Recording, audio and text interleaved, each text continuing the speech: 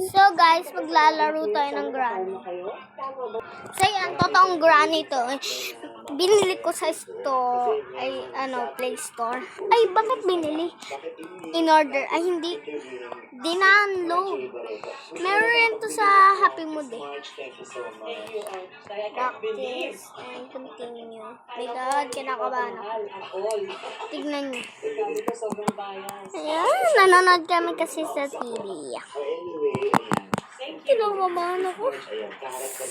Promise nga, hindi kasi ako naglalaro palagi ng mga ganito eh.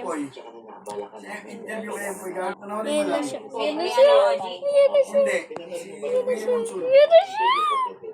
Hindi. Kasi hindi ko kaya. Sa totoo lang, parang I think there's just too many emotions the past few days na parang ayoko balikin Kapag ka na rin niya, baka ipapala. Pero baka isang taon na. Sige nga. Pero very grabe yung message yung malapit sa akin. Hindi, in-interview nga siya naman Tungkol sa mga sinabi ko.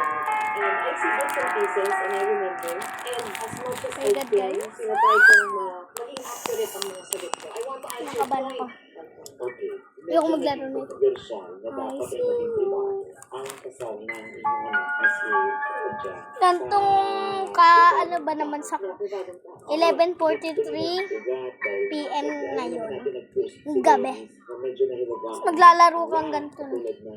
Ano ba yung question niya doon sa kasal ni Claudia? Ang akla niya ay siya ang maghahatid altar. So, ang nangyari ay dapat ay under of the bride daw siya. Naging visitor of the bride. Maganda naman. Ano bang setup nitong, ano inayos o inorganize itong? First of all, kasi hindi ako pala interview coach. You know that how many times Mga you try beses to na do yun. this over the years.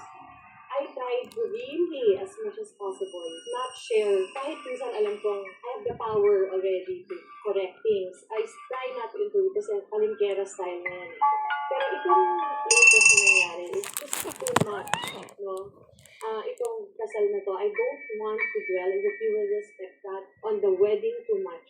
Because I don't want to steal the joy of the newly married couple. There is supposed to be the happiest day of their life. I will just answer yung mga rants ni Dennis, ang mga comic classmates. Okay, first of all, I think what he wants to really do is use me na in-orchestrate ko lahat para magmukha siyang tanga. Tama ba ako? Hindi niya masabi yung pangalan ko lang. Inaaway niya na lahat ng tao. Lumaki na yung kwento. Masyado nang makalat yung kwento. Pero ang gusto lang niyang kumbukin is si Marjorie ang may pakananin ko na lahat. Let's just do it this way.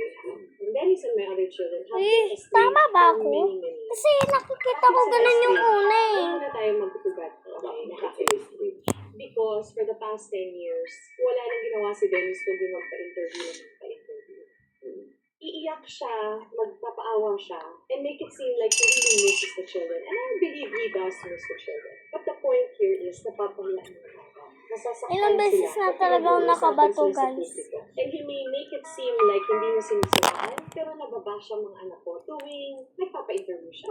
So we always have common friends. Tama ba Like ako? ko sinasabi, sabihin niya kay Dennis, the sooner he stops magpa-interview, the faster ang reconciliation. Ito nga talaga yung totoong granny For kasi. 18 years na magkahiwalay kami, pinapalabas niya ako ang nagpe-prevent na maging close. Dapat yung gusto mag-ICU na siya eh. Brainwash ko ang mga anak ko laban kay Dennis.